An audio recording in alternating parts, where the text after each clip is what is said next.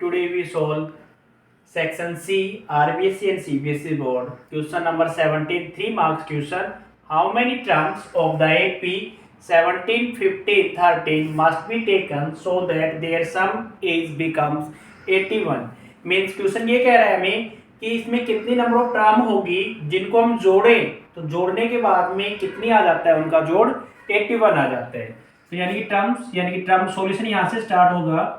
तो टर्म के लिए हम लिखते हैं एक नंबर n, यानी कि हमें नंबर ऑफ टर्म्स फाइंड करनी है। और एपी की सीरीज की जो फर्स्ट टर्म है उसको हम ए बोलते हैं और ए का वैल्यू जो है वो कितना है 17 यहाँ पर। और फिर क्या चाहिए अपने को, कॉमन डिफरेंस डी, यानी कि सेकंड वाली टर्म में से फर्स्ट वाली टर्म को क्या कर देंगे, माइनस कर देंगे। 15 माइनस 17 और यहाँ पर हो जाता है ये अपना -2। अब हम फॉर्मूला लगाएंगे एस एन का जो फॉर्मूला है वो कितना है, n/2 into 2a plus n-1 into D. और एस एन यानी कि जो सम है वो कितना गिवन है, यहाँ पर 81 गिवन है। तो यहाँ पर लिखेंगे हम 81 equals to n/2 into 2a की जो वैल्यू है वो कितनी है 17 प्लस n-1। तो n अपने को फाइंड करना है, एज इट इज लिख देंगे। और d का जो वैल्यू है वो कितना है यहाँ -2। वैल्यू लिखने के बाद में इसको सिंप्लीफाई करेंगे, ये डिवाइड में है राइट साइड में आएगा तो मल्टीप्लाई में 81 मल्टीप्लाई 2 इक्वल्स टू, ये यहाँ से कैंसिल आउट हो गया तो कितना बच गया n, 2 7 जा हो गई यहाँ पर 40, -2 को प्लस n से मल्टीप्लाई करेंगे तो कितना आ जाएगा माइनस का 2n और माइनस बन गए प्लस 2 1 जा 2। इसको सोल्व करते हैं तो मल्टीप्लाई करेंगे तो 2 1 जा 2, 8 2 जा 16 इक्वल्स टू n 34 और प्लस 2। तो दोनों को प्लस कर देंगे, जोड़ देंगे तो कितना बनेगा यहाँ पर 36 बन जाएगा माइनस के 2n।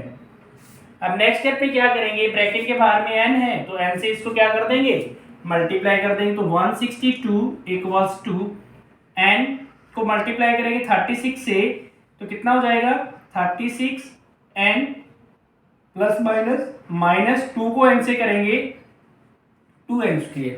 अब इन दोनों टर्म्स को, राइट वाली टर्म्स को किस तरफ लेके आएंगे, लेफ्ट साइड में। तो ये माइनस का 2 है, 2n² है तो कितना बन जाएगा प्लस 2n²। ये प्लस 36 है, लेफ्ट साइड में आएगा -36n प्लस के कितने, ये पहले ही ऑलरेडी किस में था, लेफ्ट साइड में था। और कुछ राइट साइड में क्या बच गया फिर 0। अब ये जो इक्वेशन आ गई अपनी, ये जो इक्वेशन है वो कैसी इक्वेशन बन गई, क्वाड्रेटिक इक्वेशन बन गई। क्वाड्रेटिक इक्वेशन को हम क्वाड्रेटिक फॉर्मूले से या फैक्टर थ्योरम से भी कर सकते हैं, पर हम यहाँ पर जो मेथड लगाएंगे वो क्वाड्रेटिक इक्वेशन का लगाएंगे। तो यहाँ पर क्वाड्रेटिक इक्वेशन के लिए हमें क्या क्या चाहिए, a चाहिए। तो a की जो वैल्यू है वो n² के साथ में जो मल्टीप्लाई टर्म है, कोफिशिएंट है वो 2 है। b की जो वैल्यू है वो n के साथ में कितना है यहाँ पर माइनस का 36 और c की वैल्यू जो है वो कितनी है 162। अब हम क्वाड्रेटिक इक्वेशन फॉर्मूला लगाते हैं, x equal to -b plus minus b² minus 4ac upon 2a। ये फॉर्मूला हो गया अपना क्वाड्रेटिक इक्वेशन फॉर्मूला। तो इसमें वैल्यू पुट करेंगे तो -b, तो पहले ऑलरेडी माइनस है, फिर अपना भी b किस में था, माइनस में ही था, माइनस का 36। फिर क्या आ गया प्लस माइनस अंडर रूट लगाएंगे यहाँ पर b² यानी कि -36 का स्क्वायर माइनस के 4।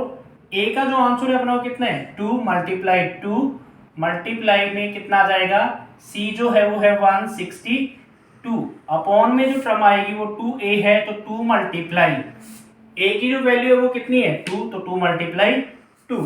नेक्स्ट स्टेप में हम सोल्व करेंगे इसको, माइनस माइनस क्या बन जाएंगे प्लस, तो ये बन गया plus 36 plus minus under root, यानी कि हमें क्या करना है 36 को, तो -36 मल्टीप्लाई -36 दोनों को मल्टीप्लाई करेंगे तो माइनस माइनस तो क्या बन गया प्लस बन गया। तो 36 को 36 से कर लेते हैं मल्टीप्लाई, 6 6 जा 36, 3 6 3 जा 18 और 3 कितने हो गए 21। फिर 3 से करेंगे, 3 6 जा 18, 1 3 3 जा 9 और 1 10। तो ये बन गया 6 8 और 1 9 2 1। यहाँ पर जो नंबर आ गया वो आ गया 1296 माइनस के 4 2 जा 8 और 8 को कितने से करना है 162 से 8 2 जा 16 1 8 6 जा 48 और 1 49 4 कैरी 8 और 4 हो गए 12। ये भी अपना नंबर आ गया 1296 अपॉन में 2 2 जा हो गए 4। तो अब इसको सिंप्लीफाई करेंगे तो यहाँ लिखेंगे 36 प्लस माइनस 1296 में से 1296 को सब्ट्रैक्ट करेंगे क्या बन गया √0 अपॉन 4 एज इट इज लिख देंगे। तो यहाँ पर जो टर्म आ गई वो आ गई 36 प्लस माइनस √0 कितना होता है 0 होता है अपॉन 4, यानी कि एक बार प्लस कर लेंगे एक बार माइनस कर लेंगे। यहाँ पर दो आ गई अपनी वैल्यू, एक बार 36 प्लस 0/4 और दूसरी वैल्यू आ गई 36 माइनस 0/4। तो 36 प्लस 0 कितना हो गया 36/4 और 36 माइनस 0 भी 36 बाई कितना हो गया 4। तो 4 से कैंसिल करेंगे 4 1 जा 4 और 4 9 जा 36 4 1 जा 4 4 9 जा 36, यानी कि यहाँ पर जो अपना आंसर है वो कितना आ गया 9। ये भी 9 आ गया और ये भी 9 आ गया। इट मीन्स जो नंबर ऑफ टर्म्स थी वो 9 आ गई कि इस क्वेश्चन में इस एपी की जो टर्म्स होंगी वो 9 टर्म्स होंगी और उन 9 टर्म्स का जो सम होगा जोड़ होगा वो कितना आएगा 81 आएगा। This is the answer of question number 17। The number of term in the given AP are 9। The next question 18 है prove that the point 2 -2 -2 1 and 5 2 are vertices of a right angle triangle. कि हमें ये point given है 2 -2 -2 1 5 2 ये coordinates given है हमें और ये बताने क्या ये कोऑर्डिनेट्स जब हम XY प्लेन में डिनोट करेंगे तो क्या वो राइट एंगल ट्राइंगल बनाएंगे या नहीं। तो उसके लिए हमें पता होता है कि पहले इन पॉइंट्स को कंसीडर कर लेते हैं कि फर्स्ट पॉइंट को हमने A कंसीडर कर लिया, उसकी वैल्यू हो गई 2 -2। B को सेकंड को B कंसीडर कर लिया और वो हो गया 2 और 1, और जो थर्ड पॉइंट है C उसको कंसीडर कर लिया हमने 5 और 2।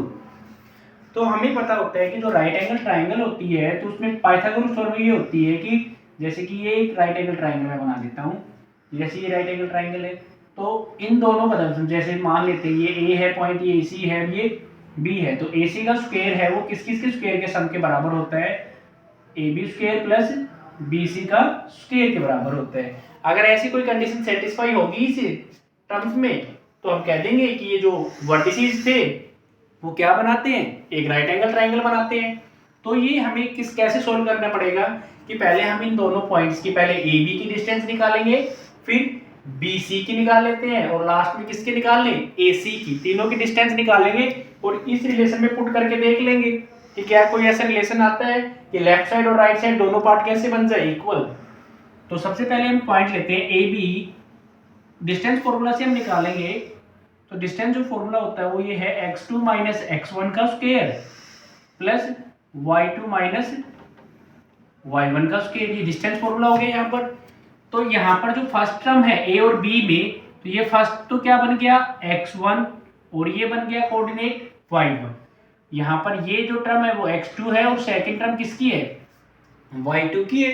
तो यहाँ पर हम वैल्यू को पुट करेंगे x2 यानी कि माइनस का 2 फिर माइनस का साइन और x1 कितना है 2 ये बन गया प्लस y2 है 1 माइनस फिर ये भी माइनस का है तो माइनस के 2 और ये पॉइंट ऐसे बन गए और इसके क्या लगा देंगे अंडर रूट। तो -2 और -2 तो कितने बन गए यहाँ पर हो गए -4 प्लस माइनस और माइनस बना के क्या बना देंगे साइन प्लस बनाएंगे और 2 और 1 को जब जोड़ेंगे तो कितना आ जाएगा 3 और इनका क्या था स्क्वायर था तो 4 का भी स्क्वायर हो जाएगा और 3 का भी स्क्वायर और अंडर रूट लगा देंगे।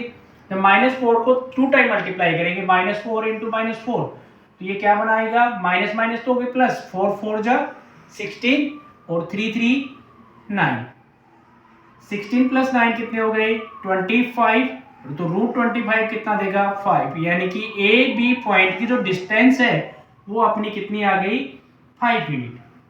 ऐसे ही हम किसकी डिस्टेंस निकालेंगे बी और सी पॉइंट्स की। बी और सी पॉइंट्स की, तो बी पॉइंट है -2 1 और जो सी पॉइंट है वो कितना है 5 2। तो इसको भी डिस्टेंस फॉर्मूले से निकालेंगे। तो जो फर्स्ट वैल्यू है वो x1 है, सेकंड वैल्यू y1, x2 और y2। तो हम डिस्टेंस निकाल रहे हैं किसकी, b और c की। डिस्टेंस फॉर्मूला यहाँ पर फिर अप्लाई कर देंगे हम।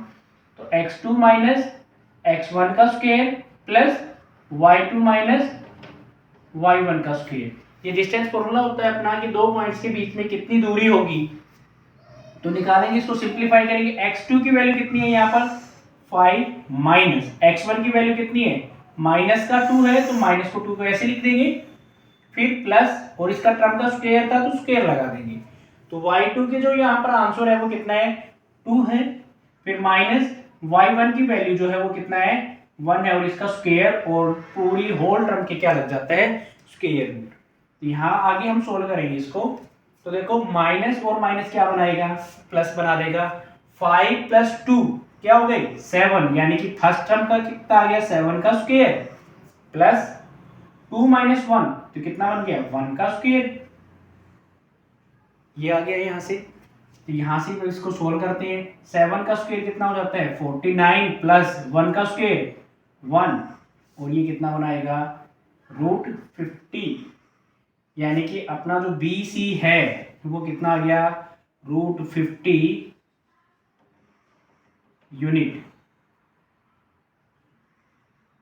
बी सी का जो मान है यहाँ पर वो √BC आ गया 50 यूनिट। ए बी का जो आंसर था वो आ गई 5 यूनिट, यानी कि ए बी की डिस्टेंस आई 5 यूनिट और बी सी की जो डिस्टेंस है वो कितनी आ गई √50 यूनिट। अब थर्ड पॉइंट्स रह गए ए और सी। अब ए और सी की डिस्टेंस निकालते हैं। ए जो पॉइंट है उसके कोऑर्डिनेट है 2 - 2 और सी के जो कोऑर्डिनेट है वो है 5 और 2। तो फर्स्ट जो कोऑर्डिनेट है वो x1 का है, सेकंड y1 का है, ऐसे सेम एज x2 का और ये y2 का। अब हम यहाँ पर ए सी की डिस्टेंस निकालेंगे। तो यहाँ पर डिस्टेंस फॉर्मूला फिर से लगाएंगे। तो डिस्टेंस फॉर्मूला मैं डायरेक्टली लगाता हूँ। क्या होता है x2 में से किसको घटाना है x1 को घटाना है, तो यानी कि 5 - 2 और इसका क्या कर देना है स्क्वायर, फिर प्लस y2 में से क्या घटाना है y1, तो y2 है 2 माइनस और y1 की जो वैल्यू वो भी माइनस की है तो माइनस का 2। तो अब इसको सोल्व करेंगे। 5 - 2 तो कितना बच गया 3 और इसका स्क्वायर प्लस माइनस माइनस फिर क्या बन गए प्लस, और यहाँ पर किस टर्म का स्क्वायर होता था y2 - y1 का होल स्क्वायर था, तो माइनस माइनस यहाँ बन गए प्लस। 2 + 2 कितने हो गए 4 और ये इसका स्क्वायर और इस होल टर्म के क्या लग जाएगा स्क्वायर रूट। ऐसे ही चलेंगे। 3 का स्क्वायर करेंगे 3 × 3 कितना बन गया 9 और 4 4 से कितने हो गए 16। इन दोनों को प्लस करेंगे 16 और 9 हो गए 25 रूट और 25 कितना बनाएगा 5। इट मीन्स जो अपना ए सी है वो भी कितना आ गया 5 यूनिट। अब हम ये कोई रिलेशन बनाते हैं। इस रिलेशन में इस वैल्यू को पुट करेंगे और देखेंगे कि क्या ये आंसर को वेरीफाई करता है कि नहीं करता है। तो एक रिलेशन में हम देखते हैं कि ये जो है √50 है, ये है ए बी 5 यूनिट और ये है ए सी 5 यूनिट। तो हम एक वैल्यू पुट कर लेते हैं कि मान लेते हैं कि बी सी का जो स्क्वायर है वो किसी दो साइड्स के सम के स्क्वायर के बराबर है, क्योंकि ये बिगर वैल्यू आ गई और ये स्मॉलर वैल्यू आ गई। तो हम क्योंकि हमें पता है कि 5 का स्क्वायर करेंगे तो 25 और 5 का स्क्वायर करेंगे 25 और ये क्या बना देते हैं √50। तो यहाँ पर जो अपना रिलेशन था वो ये यहाँ पर ये पॉइंट जो है यहाँ से क्या बन गया, जैसे ये मान लेते बी पॉइंट था, ये सी था और ये ए था, तो रिलेशन जो बन गया वो बन गया बी सी का square equal to A B का स्क्वायर प्लस ए सी का स्क्वायर। अब इस रिलेशन में हम इसको वैल्यू को पुट करेंगे और देखेंगे कि क्या ये सेटिस्फाई होती है कि नहीं। तो मान लेते हैं कि हाइपोटेन्यूज है बी सी का स्क्वायर। अब इन दोनों के स्क्वायर के सम के बराबर है कि नहीं, ए बी का स्क्वायर प्लस ए सी का स्क्वायर। ये पाइथागोरस थ्योरम में रखेंगे हम। तो बी सी कितना है, बी सी की वैल्यू आ गई √50 का यहाँ हो गया square equal to A B. A B का जो आंसर वो कितना है 5, तो यहाँ लिखेंगे हम 5 का स्क्वायर प्लस ए सी और ए सी का जो आंसर है वो कितना है फिर 5 है, फिर से 5 लिख देंगे और इसका क्या कर देंगे स्क्वायर कर देंगे।